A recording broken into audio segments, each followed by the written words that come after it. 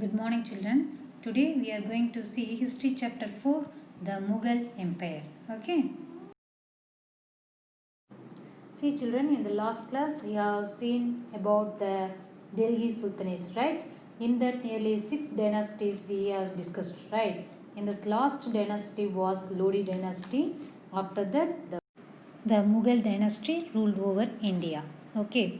See, children, why we should read the Mughal Empire? Why? Because in the last class we saw about the Delhi Sultanates, right? In these 6 dynasties we have seen. The last dynasty was the Lodi dynasty, yes. Then the last Lodi dynasty ruler was Ibrahim Lodi, right? After that only the Mughal dynasty started by Babur, right? See, as of now, we can see the art and architectures of Mughals, and not only that, their administrative reforms also implemented today with some modification. So, other than that, for example, I tell you, Taj Mahal. Taj Mahal was built by Shah Jahan, right? Then Red Fort was built by Shah Jahan. Even today, uh, during Independence Day and Republic Day, the flag will be hoisted in the Red Fort, right?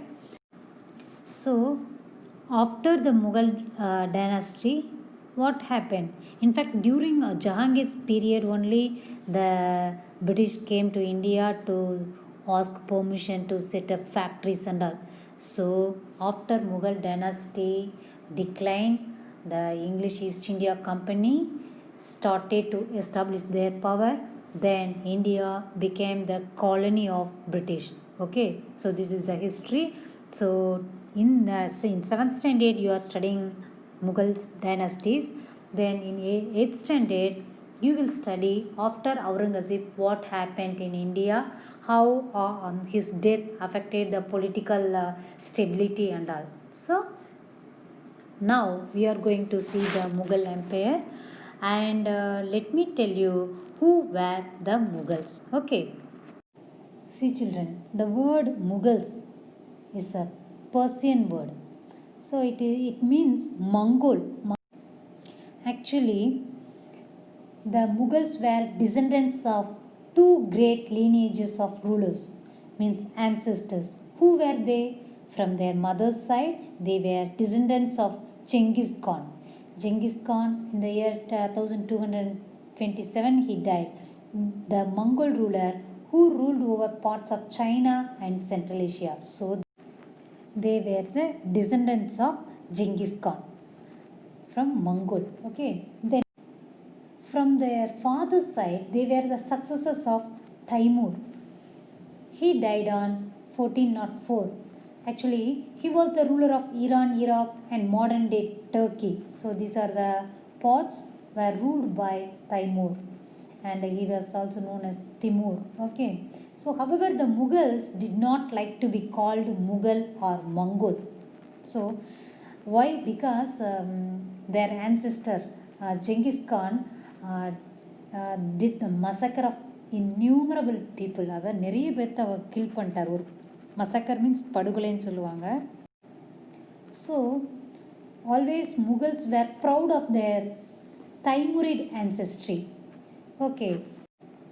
See, children, the Mughals created a vast empire. In the later half of 16th century, their rule extended over only Agra and Delhi.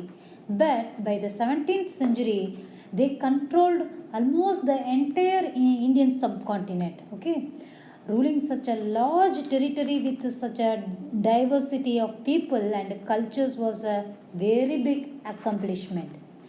So, the system of governance and administration started by them were followed even by the succeeding rulers. Already I have told you, right? So simply you can understand the Mughals were descendant of two great lineages of rulers. Who were they? From their mother's side, they were descendants of Genghis Khan, and from the father's side, they were the descendants of Timur. Okay, fine. Now we are going to see about the Mughal military campaigns. But before enter into this topic, let me tell you about the rulers. Okay. See, the founder of the Mughal dynasty was Babur. Okay. In which year he came to India? In the year 1526, he came to India from Kabul. Okay. Then after that, Humayun was Babur's son.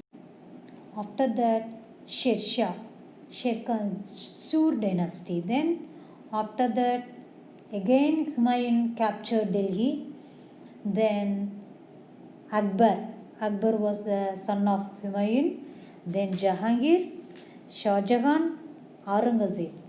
Okay, Aurangzeb was the last powerful Mughal emperor. After that, the rulers who inherited the throne were inefficient. Okay. So, the Mughals originally belonged to Central Asia. They invaded India under the leadership of Babur. Okay. Actually, the political situation of India at the time helped Babur to establish his rule over here. Actually, the Delhi Sultanate had begun to disintegrate towards the end of Tughlaq rule. So that the Mughals established their rule in India. In fact, they kept their rule for more than 200 years. Okay, so the Mughal rule had a great impact on the politics, culture, literature, and society of India. Okay. See children, now we are going to see about the Mughal military campaigns. Okay. See children, Babur, the first Mughal emperor, in which year he came to India? 1526. And he ruled another 4 more years, so till 1530. Then he was succeeded to the throne of Fargana in 1494 when he was only 12 years old. So when Babur was 12 years old, he became to the throne. That region was Fargana.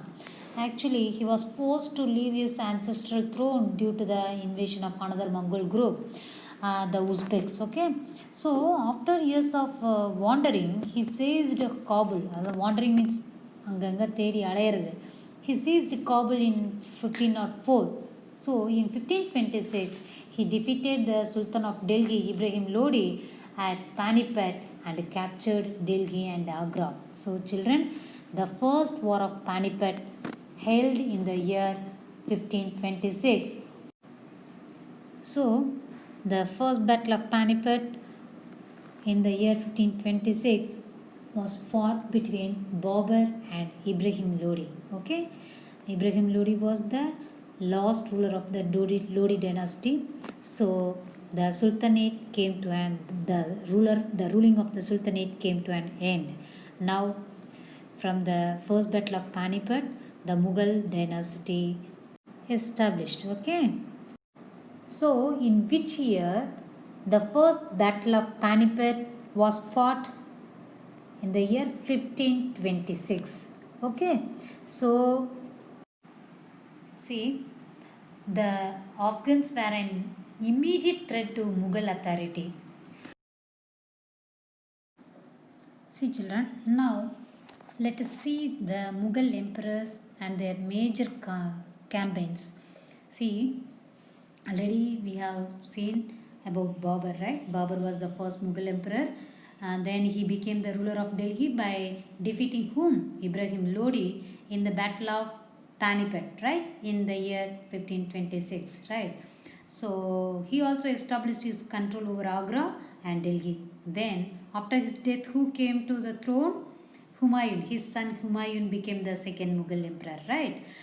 Then after he became the emperor, he faced threats from Rajputs, Bahadur Shah, then the ruler of Gujarat. Bahadur Shah was the ruler of Gujarat, and Sher Shah. He was the Afghan king. In fact, last class we saw about Sur dynasty, right? So Sher Shah belonged to Sur dynasty. In fact, he is also known as Sher Khan. Okay, so Sher Shah, Sur and Sher Khan both were same. So Sher Khan or Sher Shah Sur defeated Humayun at Chausa in 1539 and Kannauj in 1540, forcing him to flee to Iran. See children, Chausa is a place, and even you have heard about Kannauj, right? That is also one of the places. So in the two battles, Humayun was defeated by Sher Shah Suri. So because of this, he had to run away to Iran. Okay, so Humayun spent almost 15 years in exile. But during those years, Sher Khan established his dynasty in India and ruled for 15 years. But unfortunately, after his death, the empire became weak. So in 1555, Humayun returned to India and again established the Mughal rule by recapturing Delhi from the successors of Sher Shah. So Sher Shah உடைய successors கிட்ட இருந்து after 15 years, Humayun captured Delhi. Okay, so his rule lasted for a very short time, as in 1556 he fell from the steps of the library in Purana Hilla and died a few days later. Okay, see children, Humayun, with the help of Safavid Shah only, he came back to India and recaptured Delhi. Okay, so who helped Humayun to recapture Delhi? Safavid Shah, who was the ruler of Iran. Okay, so with the help of Safavid Shah, or Iran ruler Safavid Shah, Humayun recaptured Delhi. Fine. Next, soon after the death of Humayun, Akbar became the emperor of Delhi. But during that time, what was his age? His Akbar's age was just 13. Actually, Akbar was the eldest son of Humayun. So Babur's son Humayun, Humayun's son Akbar. Okay, this is the order. Then when he was only 13 years of age, became the king of Mughal Empire. Children, Akbar's tutor and guardian Bairam Khan became his regent. Regent means guardian, and looked after the affairs of the government on his behalf till he was 18. So Akbar's, simply we can say Akbar's uncle became the regent of Akbar, and he took care of official and administrative affairs and all. Okay, so that till he was 18 years, Bairam Khan looked after the government affairs. Got it? See children, Akbar's reign, REIGN, reign means periods. Akbar's ruling periods can be divided into the 3 periods. The one is 1556 to 1570, then 1570 to 1585, then 1585 to 1605. Okay, so in the year 1556 to 1570, Akbar became an independent of the regent Bairam Khan, and he launched military campaigns against the Surs and other Afghans. Already I have told you, Sur dynasty was in Afghan.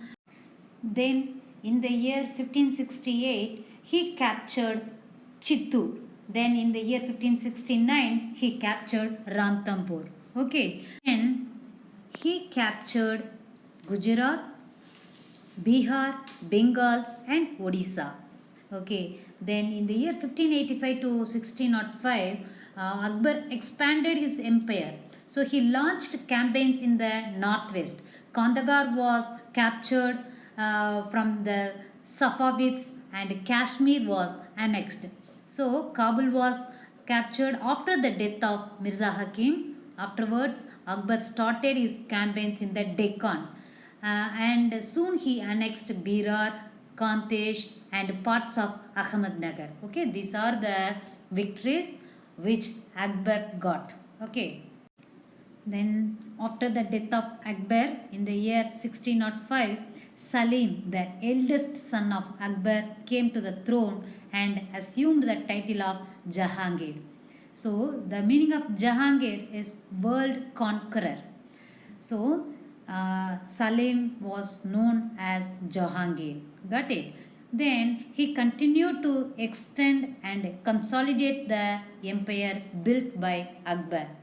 Okay, so he launched military campaigns against Mewar. Okay, but Mewar ruler Amar Singh accepted Mughal's authority. Then he launched campaigns against the Sikhs, the Ahoms, and Ahmednagar. Okay. After that, Prince Khurram, the future Emperor Shah Jahan, rebelled in the last years of his reign. So the efforts of Nur Jahan, Jahangir's wife, to marginalize him were unsuccessful because Nur Jahan was Jahangir's wife. Actually, Nur Jahan's real name was Mehrunisa, but after she got married, she was called as Nur Jahan. Okay, she took care of administrative affairs and all. So that in Jahangir's rule, Nur Jahan also took part. Got it. Then, children, one more fact I wanted to tell you. In a 1615, Sir Thomas Roe came to India. This was the first Englishman came to India to ask permission, to get permission to do trade. So in Jahangir's court, Sir Thomas Roe came and got permission to set up a factory at Surat. Okay. In this way, Sir Thomas Roe laid the foundation for the trade activities of British East India Company. Then later on, what happened? India was made the colony of Britain. Got it? See, children, Nur Jahan. Nur Jahan was the wife of Jahangir, right? Actually, she exercised her authority in all matters of administration, and one more thing she did, she had coins minted with her name. Okay, so Nur Jahan took part in Jahangir's court. Got it? Now we are going to see about Shah Jahan, who was the son of Jahangir, and he also was known as Prince Khurram. Okay, see, children, after Jahangir's death, there was a war of succession among his three surviving sons. Then, in that, Prince Khurram ascended the throne. In fact war of சக்சஷன்னா என்ன தெரியுமா, வாரிசு உரிமை போர். யார் who will come to the throne அந்த war between three sons. Okay, but at last Prince Khurram ascended the throne and assumed the title of Shah Jahan. The meaning of Shah Jahan is ruler of the world. Okay, so after he came to the throne, he changed his name as Shah Jahan. Okay, fine. Children, if you hear Shah Jahan's name, immediately what you will remember? Taj Mahal and Red Fort, right? Because Taj Mahal is one of the heritage sites, and also Red Fort. Every year, the Indian flag will be hoisted in the Red Fort during the Republic Day and Independence Day, isn't it? Yes. Okay, fine. Now, let me tell you about military campaigns of Shah Jahan. Actually, Shah Jahan faced many revolts, but he crushed the revolt. Anyway, he captured Bundelkhand. Then he focused towards Deccan. Okay. Then there he captured Ahmednagar completely, and he made Bijapur and Golconda sign peace treaty with him and pay him an annual tribute. Then in 1657 to 1658, there was conflict over succession amongst Shah Jahan's sons. Actually, Aurangzeb was victorious, and his three brothers, including Dara Shikoh, were killed. So Shah Jahan was imprisoned for the rest of his life in Agra. So at last, what happened? Aurangzeb became the emperor of the Mughal Empire. Okay. So at last, Aurangzeb became the emperor of the Mughal Empire in the year 1658. Okay. Then till 1707, he ruled over the subcontinent. Got it? Aurangzeb was the last powerful Mughal emperor. Almost he ruled 50 years, But during his rule, the Mughal Empire covered nearly the whole of India. But during his long rule, Aurangzeb had to face many revolts. See, he was always at war with one ruler or the other, because the Jats of Madura and Bandal everywhere these tribal peoples revolted against him. Then, by annexing the kingdoms of Rajputs and waging means declared wars against them. Actually, Aurangzeb annexed Rajputs' kingdoms, and also he lost their support and loyalty. And his military campaigns in the Deccan brought him in confrontation with the Marathas under Shivaji. Okay, so during Aurangzeb's reign period, Shivaji was the tough competitor of Aurangzeb, because always Shivaji, what is that? He practiced guerrilla war against Mughals, so that until Shivaji's death, he gave tough competition to the Aurangzeb. Okay, then the execution of Guru Tej Bahadur, the ninth Sikh Guru, led to a fierce battle between Aurangzeb and the Sikhs. See children, fierce means ferocious. இந்த Sikhsக்கும் Mughals-க்கும் கடும் சண்டை நடந்துச்சு, அதுதான். Okay. Now we are going to see about Mughal traditions of succession. Okay. See children, the Mughals did not believe in the rule of primogeniture, where the primogeniture means the eldest son inherited his father's estate. But they followed the Mughal and Timurid custom of copacenary inheritance. Or copacenary inheritance means a division of the inheritance amongst all the sons. ஒரு empire இருக்குது அப்படின்னா அவங்களுடைய எவ்வளோ sons இருக்காங்களோ அதுக்கு தகுந்த மாதிரி அவங்களுக்குலாம் டிவைட் பண்ணி அவங்களுக்கான ரெஸ்பான்சிபிலிட்டி கொடுப்பாங்க. பட் இந்த ஜெனிச்சரில் என்ன ஆகுது அப்படின்னா, யார் ஒரு எல்டஸ்ட் சன்னாக அவங்க ஃபாதருக்கு இருக்காங்களோ, he only will come to the throne.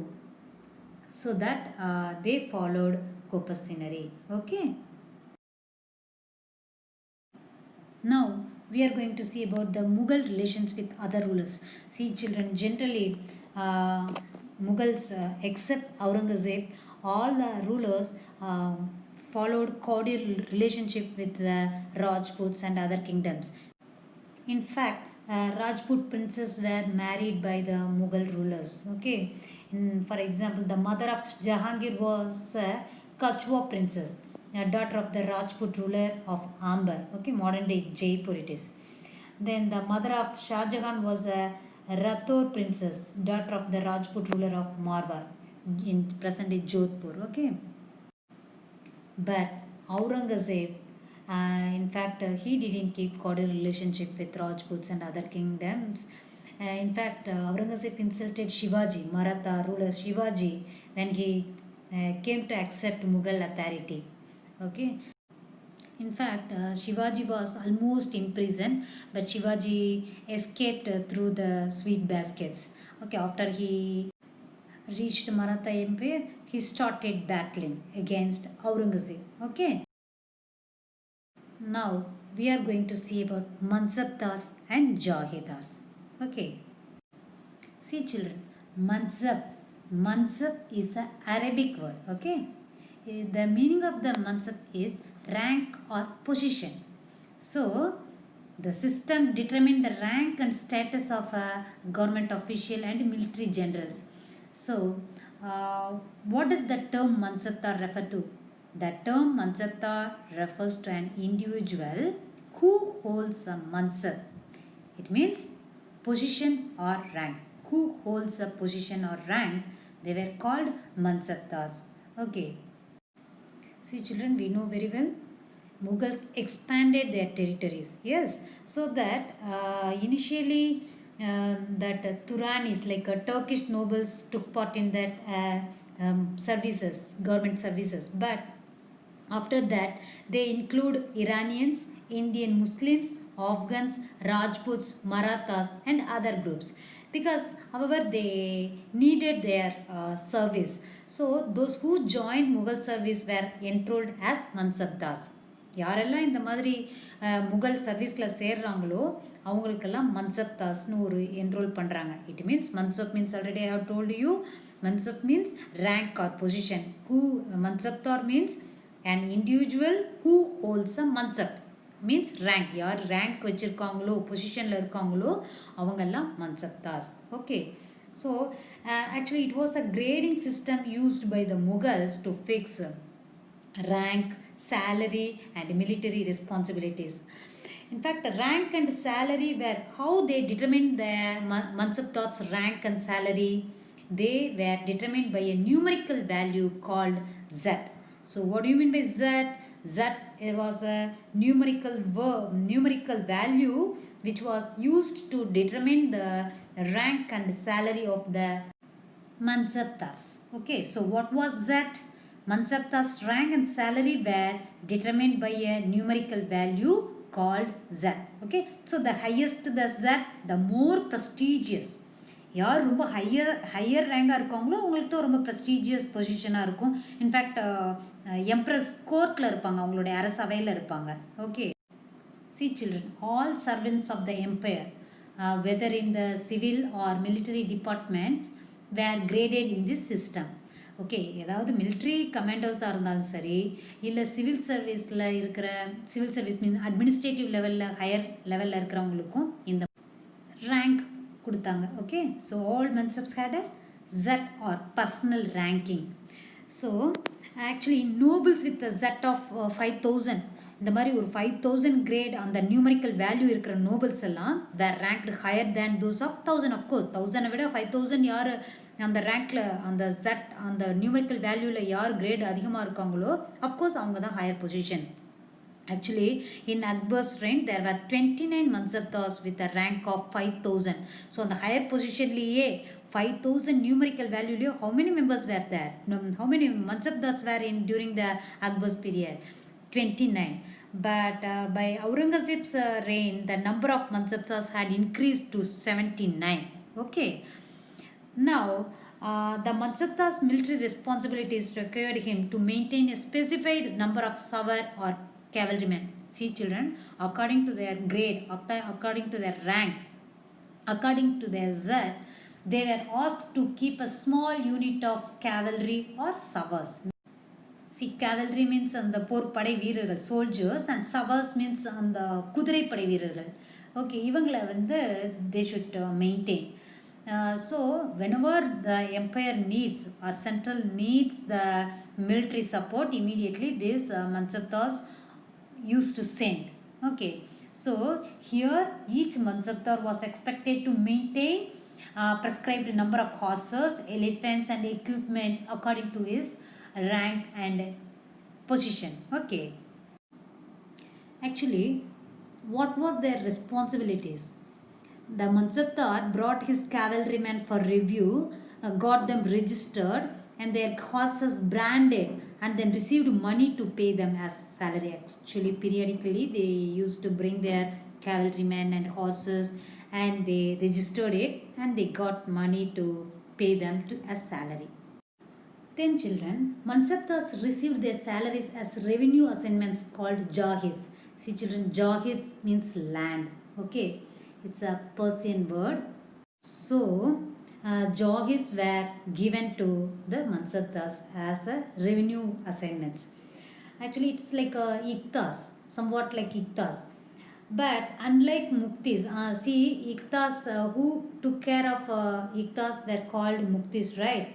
But most Mansabdars did not actually reside in or administer their jahiz. So even though they got jahiz, they didn't reside in their land. They only had rights to the revenue of their assignments, which was collected for them by their servants. So their servants collected revenue and gave it to them. But Mansabdars themselves served in some other parts of the country. But so this was the relationship between the Mansabdar and the Jahir. So Jahir means land. Mansabdars got their salaries as revenue assignment known as Jahirs.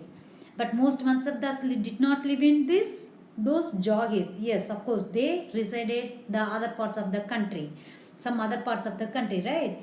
So who collected, their servants collected revenue and gave it to them. Got it? So children, what were Jahirs? Mansabdars received their salaries as revenue assignments known as Jahirs. Got it? See children, now we are going to see about Zabt and Zamindars. See children, Zabt means in the medieval period, especially in the Mughals period, it denotes the revenue system. So land revenue system was known as Zabt. Okay. See children, the main source of income available to Mughal rulers was tax on the produce of peasantry. Yes, so in most places peasants pay taxes through the rural elites, that is the headman or the local chieftain, அந்த உள்ளூர் தலைவர்கள்னு சொல்லுவாங்கல்ல, அவங்க கிட்ட பே பண்ணாங்க. So the Mughals used one term, zamindars. Okay, see, zamindars, what is the meaning of zamindars? You know, zamindars is a Persian word, means land owner. So typically hereditary zamindars held enormous tracts of land. Generally, ஏன் ஜமீன்தார்ஸ் அப்படின்னா land owner, அவங்களாம் பெரிய huge levels land அவங்களோட கண்ட்ரோலில் வச்சுருப்பாங்க. So zamindars held enormous tracts of land and control over their peasants. Of course அவங்களோட லேண்டில் யாரெல்லாம் கல்டிவேட் பண்ணுறாங்களோ அந்த பெசன்ஸ் எல்லாம் அவங்களோட கண்ட்ரோலில் இருந்தாங்க. Here, Akbar's revenue minister Todarmal. Who was the Akbar's revenue minister? Raja Todarmal. See, he carried out a careful survey of crop yields, prices and areas cultivated for a 10-year period. So, he took a survey of 10-year period, what was the crops cultivation and how was the prices, everything he surveyed. In the year 1570 to 1580, the 10 years survey he carried out. So on the basis of this data, tax was fixed on each crop in cash. So அந்த 10 years சர்வேக்கு அப்புறம் ஒவ்வொரு கிராப்ஸ்க்கும் ஒரு tax fix பண்ணுறாரு, கேஷாக அதை pay பண்ணுறதுக்காக வேண்டி. So each province was divided into revenue circle with its own schedule of revenue rates for individual crops. அதை வந்து according to the administrative convenience each province was divided into revenue circles. இப்போ எப்படி நம்மளது டிஸ்ட்ரிக்டை வந்து தாலுக்காலாம் டிவைட் பண்ணுவாங்க, because of the government's administrative convenience this division will be held, right? So revenue circles were divided in each province with differing revenue rates for different crops. Yes, for example, paddyக்கு ஒரு rate fix பண்ணாங்கன்னா sugar கேனுக்கு ஒரு rate fix பண்ணுவாங்க, காட்டனுக்கு ஒரு rate fix பண்ணுவாங்க, like that. Yes, so this was known as zapt. So zapt means nothing but it is a land revenue system and which was introduced by Raja Todarmal, who was a finance minister of means revenue minister of Akbar. So this method was followed in all Mughal periods to keep a careful account of revenue and tax. But however, this was not possible in Gujarat and Bengal. Okay. Now we are going to see about Akbar's policies. See children, generally much of what we know about Akbar is known from his court historian Abul Fazl, who wrote Akbarnama. So Akbarnama was written by whom? Abul Fazl was the court historian of Akbar. Got it? In fact, Akbarnama is divided into 3 volumes. How many volumes it was divided? It was divided into 3 volumes. Actually, the first volume deals with Akbar's ancestors from days of Taimur to those of Humayun. So early stage of Akbar's period. Then it was his childhood days and his father's days and all. Okay. Then the second volume presents the events of Akbar's reign. So Akbar's period la enna nadandadungiradhu. Then the third volume, Aini Akbari, so gives information about Akbar's army, administration and the legal and revenue systems of the empire. So complete details were given in the book Aini Akbari. So Aini Akbari is written by whom? Abul Fazl. Okay, but this is the third volume of Akbarnama. So Akbarnama and Aini Akbari both gave more information about Akbar. Got it? So Abul Fazl was a court historian of Akbar, and he wrote Akbarnama and Aini Akbari. Are you clear? Moreover, Abul Fazl explained that the empire was divided into provinces called Subas. So the empire was divided into provinces called Subas. Then it was governed by a Subadar. Okay, Subadar who carried out both political and military functions. Got it? So, in fact, each province also had a financial officer, or they were called divans. Okay, and a military paymaster was known as Bakshi. Then the minister in charge of religious and charitable patronage. So clearly we can tell as a religious minister, charitable patronage minister was known as Sadar. Then military commanders were known as Fajdars. Okay, and the town police commanders were known as Kotwal. Okay, so Fajdars means they were military commanders, and the town police commanders were known as Kotwal. Got it?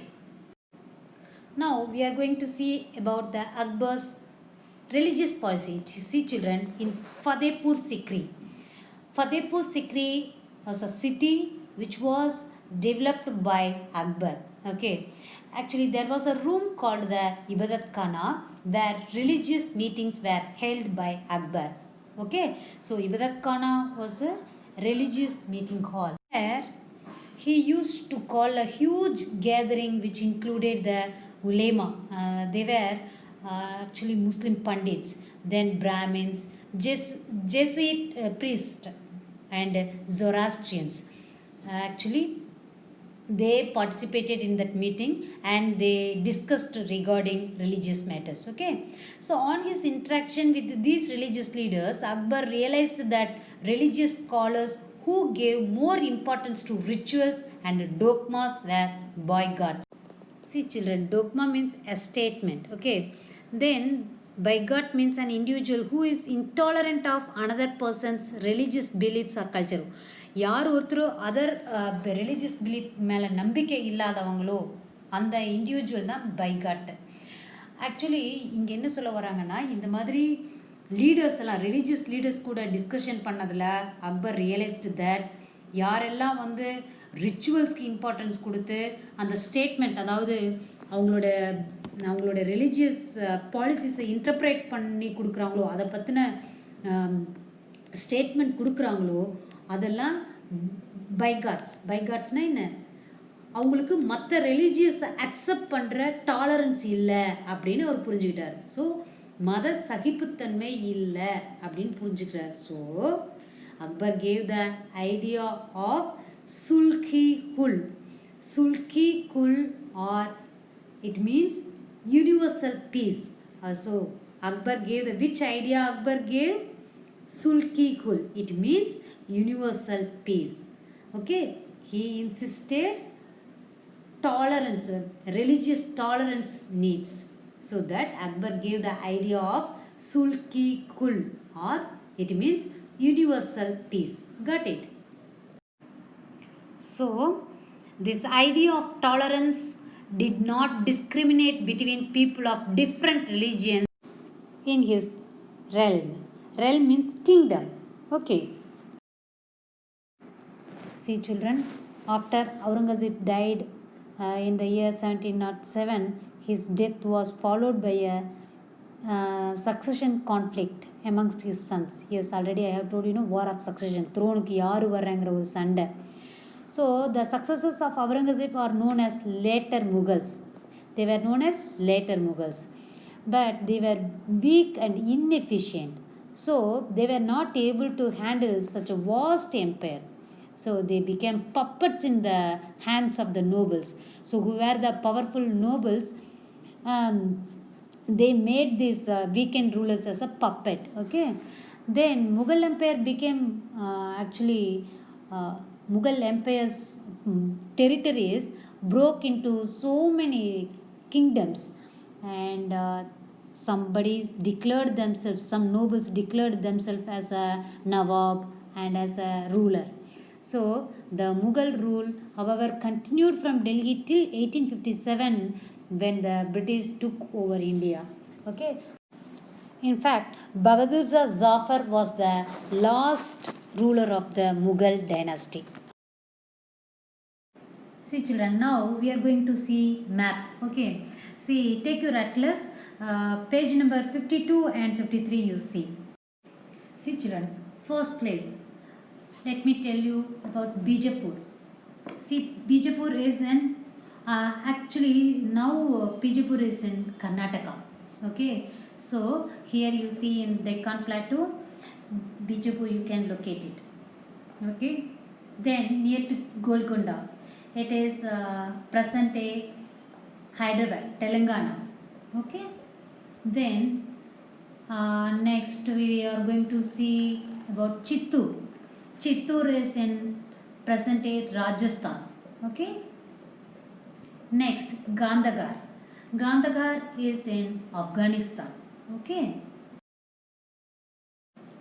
Now we will mark Arabian Sea, then Bay of Bengal, then Lakshadweep, then Andaman Nicobar Islands. Okay. Okay children, now we have come to the end of this chapter. Okay, you go through this map also along with your classwork. Got it? Okay, thank you.